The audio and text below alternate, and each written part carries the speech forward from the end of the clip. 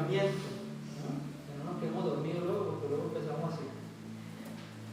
Algunos ya les tengo el ojo puesto, ¿no? Desde el domingo pasado nos hemos propuesto adentrarnos en una serie de exposiciones en donde abordamos las bienaventuranzas que registra el evangelista Mateo. Estas bienaventuranzas se encuentran al inicio del capítulo 5 y al inicio del Sermón del Monte, que va desde el capítulo 5 hasta el capítulo 7. En relación a cuántas son las bienaventuranzas, son varios los comentaristas que encuentran hasta 10 bienaventuranzas.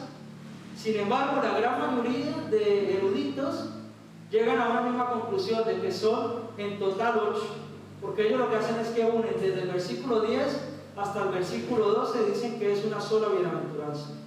Hermanos, las bienaventuranzas son presentadas por Jesús en forma de paradojas. No sé si saben qué es una paradoja. Es decir, aparentes contradicciones que sirven para despertar interés y grabar las enseñanzas en la mente de los que oyen. Por eso la semana pasada escuchábamos que se compartía desde aquí: bienaventurados los pobres en espíritu, porque de ellos será el reino de los cielos. O sea, bienaventurados pobres, pero van a tener riqueza. Es una paradoja, es una contradicción aparente que va a dejar en nuestra mente registrado algo para que nosotros podamos tenerlo siempre en mente. Mateo, que es el evangelista que escribe estas bienaventuranzas, escribe a un público judío. Recordemos, el contexto en el que se encuentran es el del Imperio Romano. Hay gente de Roma, soldados romanos, de ciudadanía romana. Hay gente judía, que son los religiosos, los fariseos, los escribas, y Jesús, judío, sus discípulos son judíos, pero también hay gente griega, de habla griega, que era el idioma común de aquel imperio. Entonces nos encontramos en una ciudad, Jerusalén, nos encontramos en un contexto cosmopolita, donde hay varias mezclas de culturas. Mateo escribe a un público judío exclusivamente. El Sermón del Monte nos presenta la naturaleza espiritual del reino en contraste con el concepto popular y erróneo de un reino material y político. Recuerden, aquellos que estaban allí, aquellos judíos, estaban esperando al Mesías, pero esperaban a un Mesías que era un libertador, que iba a venir como libertador con armas, en caballo, por la fuerza. Ellos nunca esperaron que el Mesías fuera Jesús, que fuera a venir un hombre manso y humilde. Jesús hace un fuerte énfasis en una religión que nace del corazón, en contraste de un exterior y de meras tradiciones como lo tenían aquellos fariseos y religiosos. Jesús deja bien claro que Dios se fija en el corazón, pues dependiendo de cómo sea nuestro corazón, de igual manera será nuestro exterior. Así que, si entramos un poco en contexto, en el capítulo justamente anterior, el capítulo 4, encontramos que Jesús comienza su ministerio. Los primeros capítulos de Mateo encontramos la genealogía de Jesús, y luego encontramos en el capítulo 4 cómo Jesús ya empieza su ministerio. Y empieza en el capítulo 4, versículo 17, diciendo: arrepentidos, porque el reino de los cielos se ha acercado. Ese fue el primer mensaje que Jesús emitió por su boca.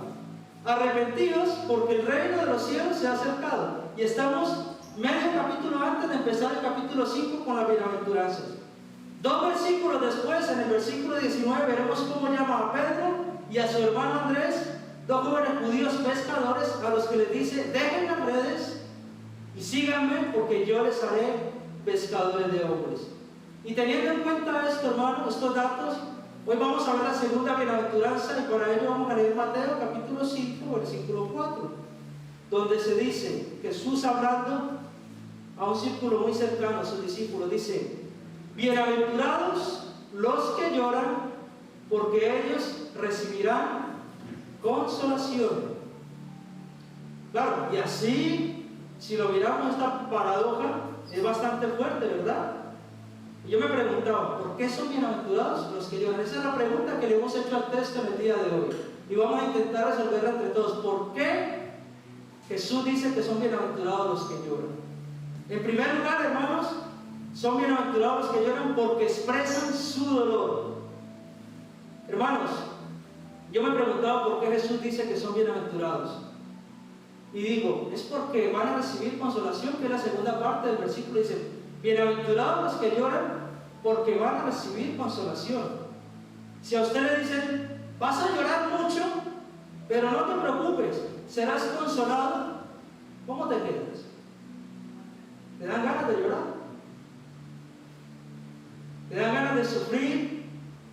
¿De pasar por esa aflicción, esa amargura, para que después te consuelen? Yo pienso que no. Yo creo que a nadie le gusta el sufrimiento ni el dolor. Personalmente a mí no me gusta, aunque hace parte de la vida, es algo natural. Pero es ahí en donde está la clave que el Señor nos quiere enseñar. La palabra para llorar que se usa aquí es la más fuerte que existe en el griego. Es la que se usa para hacer llanto por un difunto, por un duelo, por luto, para expresar el apasionado lamento por la muerte de alguien que se ha amado entrañablemente. Jesús les está diciendo a sus discípulos que los que lloran son aquellos que han tenido gran pérdida. Jesús está diciendo a sus discípulos que los que lloran son aquellos que se han desprendido de algo que tiene el máximo valor para sus vidas. El llanto es una manifestación natural del ser humano cuando experimenta gran dolor o sufrimiento. A día de hoy, hermanos, hay muchos que están llorando a causa de los males aquí en la tierra. ¿Ustedes recuerdan aquel versículo en donde se ve a nuestro Señor Jesús llorando? Dice Juan capítulo 11, verso 35. Es el versículo más corto de toda la Biblia. Jesús lloró. ¿Y qué era lo que había acontecido para que en el Evangelio de Juan apareciera el registro de que Jesús lloró? Ustedes recuerdan, lo predicamos aquí unos domingos antes, unos 3 o 4 domingos antes, cuando hablábamos acerca de que Jesús es la resurrección y la vida, y tomábamos como texto base aquella escena donde Marta y María, las hermanas de Lázaro, habían perdido a su hermano, y dice que cuando Jesús se acercó, él se conmovió de tal manera que lloró. Estaba llorando por el dolor de Marta y María, que eran las hermanas de Lázaro, pero estaba llorando también porque su amigo había muerto. La palabra de Dios nos enseña en Romanos capítulo 12, versículo 15, que nosotros, como cuerpo de Cristo, como iglesia, debemos gozarnos con los que se gozan y debemos llorar con los que lloran. Jesús entendía muy bien este principio y esta forma de empatizar con los demás. Gozarse y llorar con los demás es la forma práctica de demostrar que lo que te pasa a ti me importa, que me interesa y lo siento. En muchas ocasiones hay personas que están sufriendo, que están llorando, que están pasando por amargura, y nos hacemos ajenos a esa realidad y no empatizamos. Pero hermano, necesitamos empatizar con las personas que sufren también. Es muy fácil gozarnos con los que se gozan, pero también es necesario que lloremos con los que lloran. Según un comentarista que se llama William Barclay, dice: bendito el que se interesa intensamente por los sufrimientos, las angustias y las necesidades de otros. A eso estamos llamados, hermanos. Hay personas que aquí mismo han tenido que despedirse de sus seres queridos, de manera permanente o de manera temporal. Sea de un modo o de otro, el perder la cercanía, el contacto con un ser que se ama, trae como expresión el llanto. Es una expresión exterior que surge de un corazón que está dolido y sufriendo. Este llanto no es malo, ni tampoco es una debilidad. Este llanto es la forma como manifestamos el anhelo que hay en nuestro corazón, estar cerca de aquellas personas a las que amamos. Yo te pregunto en esta mañana, ¿eres tú de los que expresas tu dolor o tu sufrimiento de manera exterior? ¿O te lo guardas? Porque no está bien guardarlo. ¿Cuántos escucharon aquel dicho que decía, los hombres no lloran? ¿No? Ustedes alguna vez lo escucharon, ¿verdad? Yo lo escuchaba, me lo enseñaban, hasta que me di cuenta que eso era una falacia. Dije, eso es mentira, eso no es verdad. Los hombres también lloramos, también sufrimos y también nos duelen las cosas. Y es bueno poder desahogarnos con lágrimas. Así que tenemos que, en primer lugar, son bienaventurados los que lloran porque expresan su dolor de manera exterior. Pero también, en segundo lugar, son bienaventurados los que lloran porque sienten su aflicción.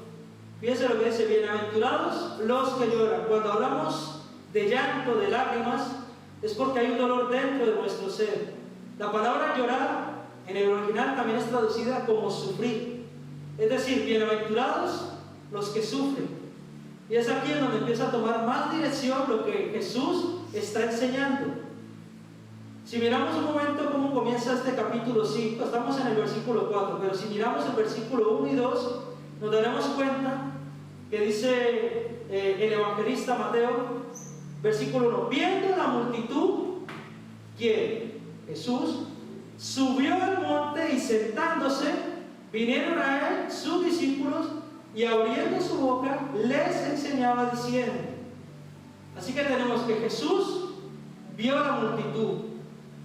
Hermanos, antes de hablar necesitamos pensar. En muchas ocasiones no pensamos para hablar. Jesús, prudente, sabio, inteligente, Dios hecho hombre, sabía que lo que tenía que contar y lo que tenía que enseñar no era para todo el público. Por tanto, subió a la montaña y dice que se fue a un lugar aparte y enseñaba. Se sentó y enseñaba, no predicaba. Estaba enseñando a su círculo más cercano, a los discípulos. La multitud la dejó atrás, pero fue la multitud la causa de aquella enseñanza del Sermón del Monte. Él vio a la multitud que le seguía y de un momento a otro dice que la vio, no habló, se apartó a una montaña con su círculo más cercano de discípulos para enseñar. Jesús enseña, no predica en esta ocasión. Jesús predica con su ejemplo. Jesús dirige su enseñanza a sus discípulos, no a las multitudes.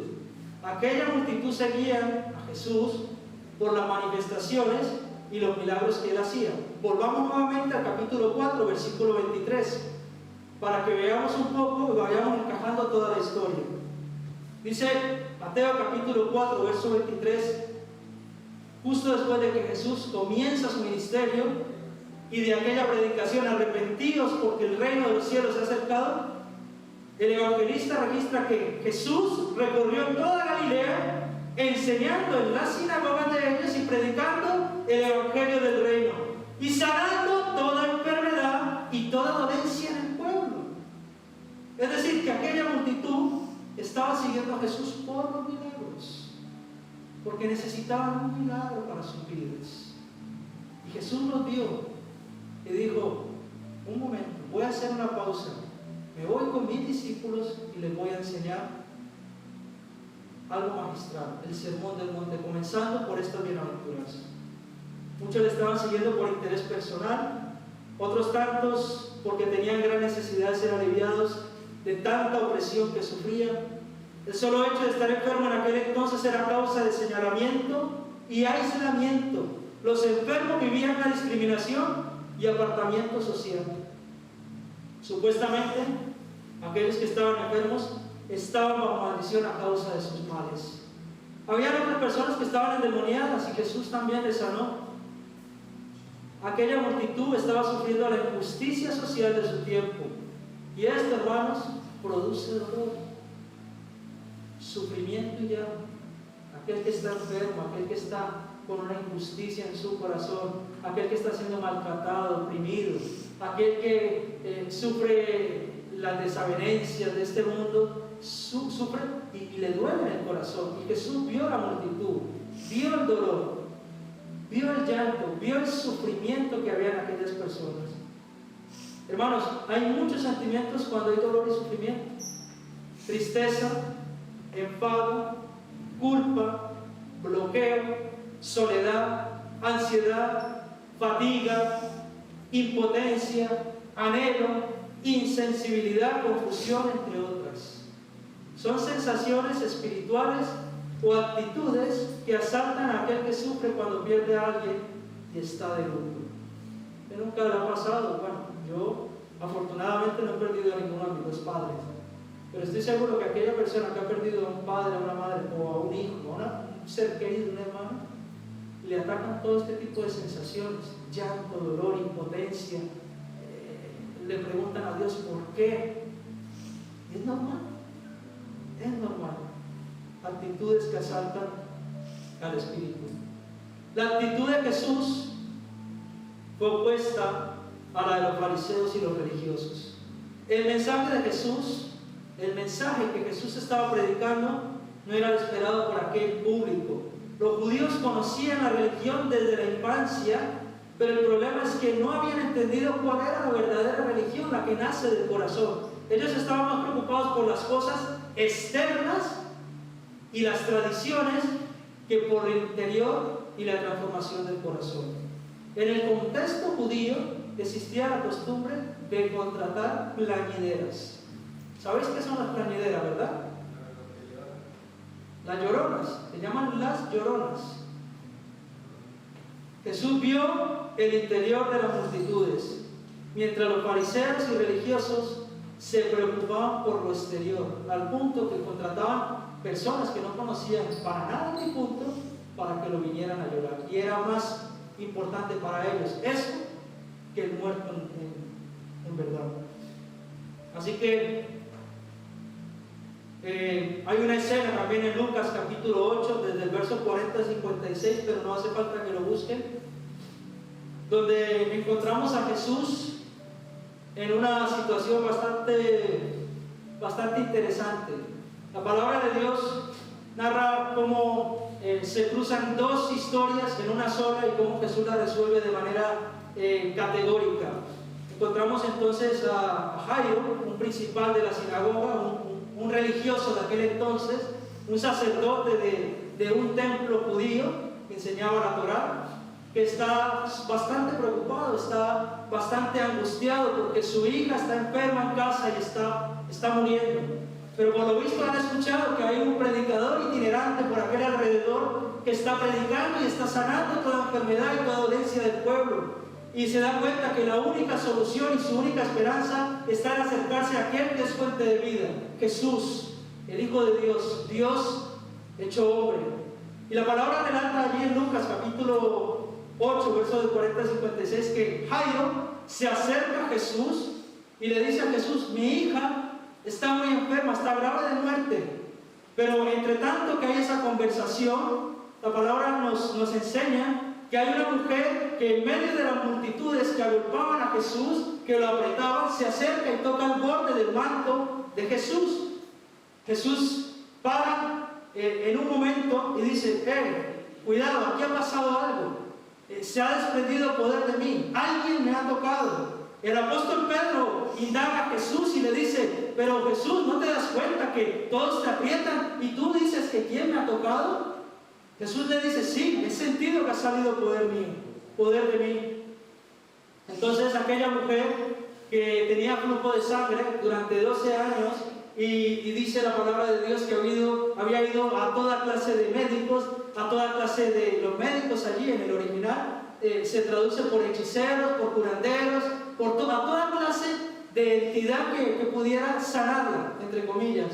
Brujos había agotado todos sus recursos y había gastado todo el dinero. Y dice que ninguno la había podido sanar. Y aquella mujer se vio sola, se vio arrinconada y no tuvo más remedio que confesar: he sido yo te he tocado, Jesús, he sido yo la que te he tocado. Y Jesús le pregunta por qué, y ella le dice: pasa esto, Señor. Y entonces la palabra nos relata que Jesús le dice: hija, tu fe te ha sanado, vete.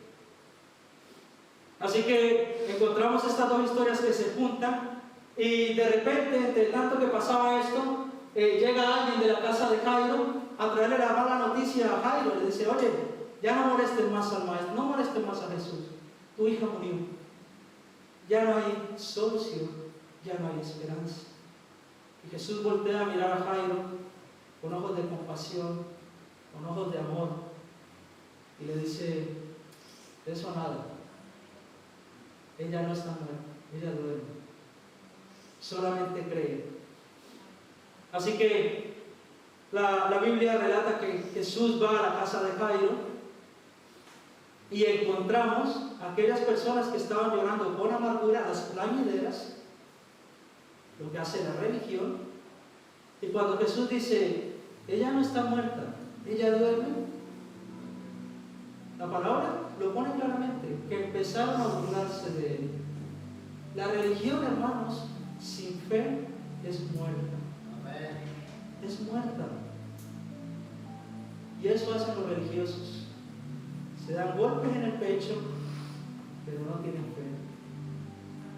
Buscan las cosas externas y las tradiciones y no buscan una religión que nace del corazón, de un verdadero corazón arrepentido y cambiado, transformado. Así que vemos dos necesidades y varias personas sufriendo. En el caso de la mujer de flujo de sangre, tan solo ella sufría, porque ella era mujer en primer lugar, ya era discriminada por el solo hecho de ser mujer, aparte estaba enferma, hacía 12 años, era mujer y era maldita, porque estaba enferma. Nadie se atrevía a acercarse a ella. En el libro de Levítico encontramos que aquella mujer que sufría el periodo menstrual era intocable, no se podía acercar nadie a ella porque quedaba impuro. Esta mujer llevaba 12 años con flujo de sangre, o sea, todos los días con el periodo menstrual. Increíble, ¿verdad? Y Jesús la sana. En el caso de la hija de Jairo, son sus padres y allegados los que están sufriendo. De igual forma, nuestro Señor se ocupó de las dos situaciones. Jesús sanó a la mujer de flujo de sangre y resucitó a la hija de Jairo. Yo te pregunto en esta mañana, ¿estás atravesando por un momento de dolor o sufrimiento? Dios sabe bien lo que estás sufriendo, hermano y hermana. Dios conoce lo que hay en tu interior. Él lo sabe. Él no es ajeno a tu necesidad. Él no es ajeno a tu dolor. Él sabe cuál es tu aflicción. Él la conoce. Él conoce cuál es tu angustia. Dios lo sabe. Y eso tiene que ser motivo para que nosotros tengamos paz y reposo. Amén. Porque podemos ser consolados.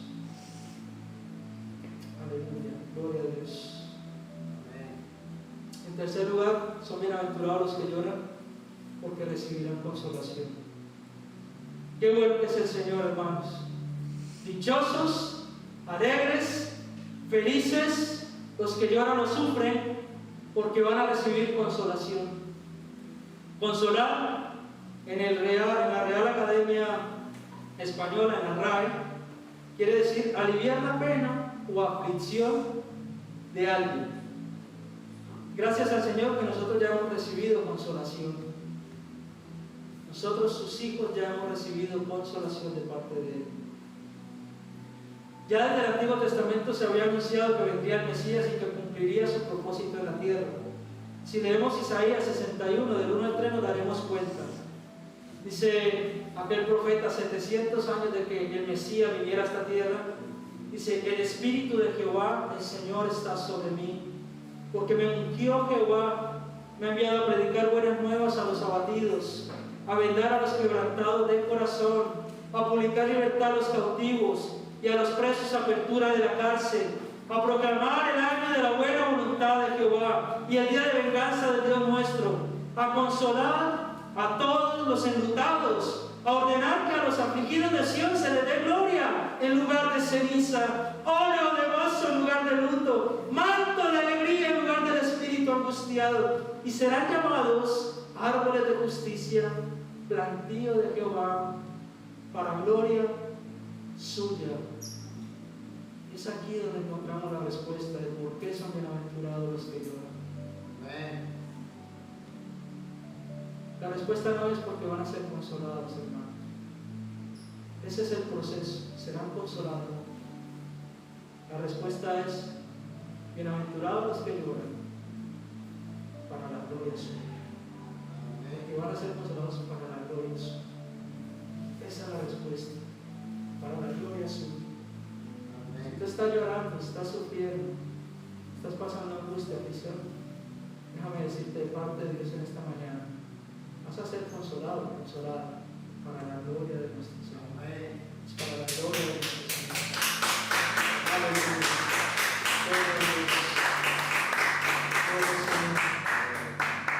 Estas mismas palabras que registra el profeta Isaías las encontramos en Lucas capítulo 4 también. Nuestro Dios es grande, hermanos.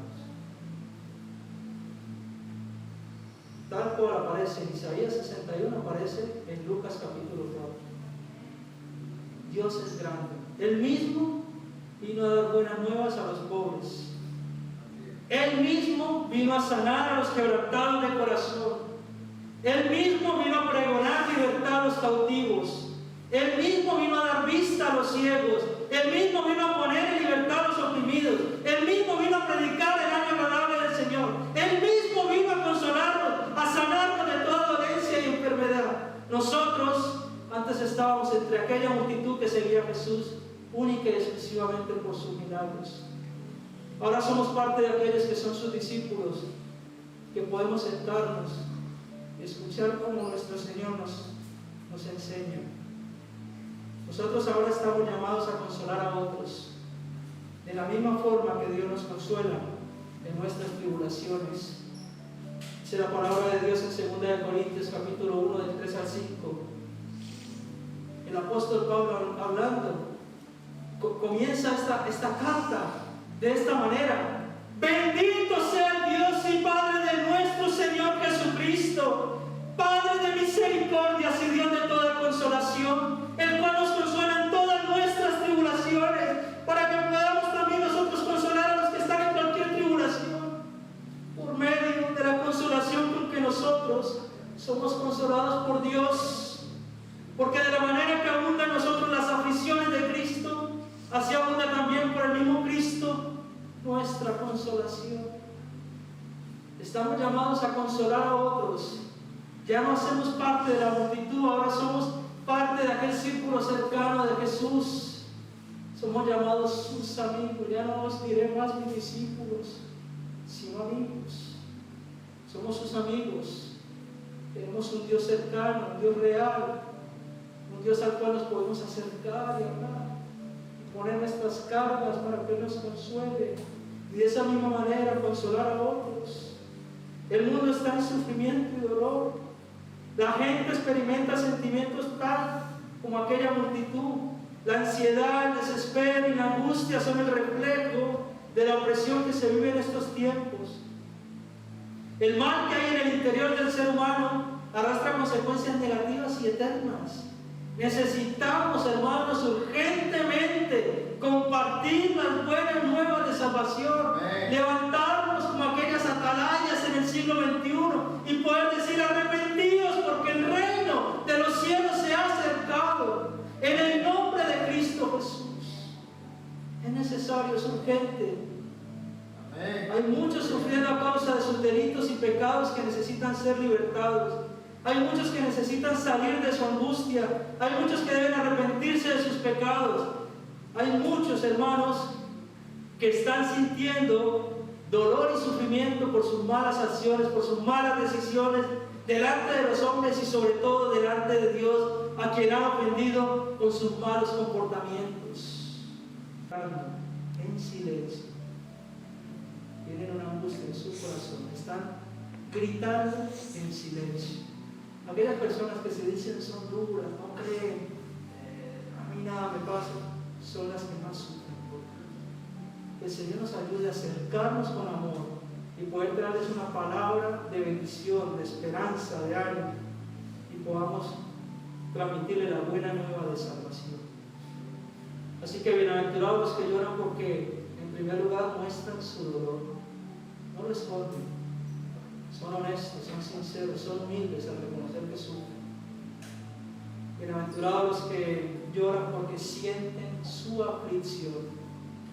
Porque realmente la sienten, no son como aquellas plañideras que vienen y lloran por un sueldo. No, lloran porque empatizan de verdad. Porque lo que te pasa a ti me duele, porque eres mi hermano. Porque te amo, porque haces parte del cuerpo de Cristo. En tercer lugar, hermanos, bienaventurados los que lloran, porque recibirán consolación. Y esa consolación es una consolación para la gloria de Dios. Vamos a ponernos de pie, vamos a orar.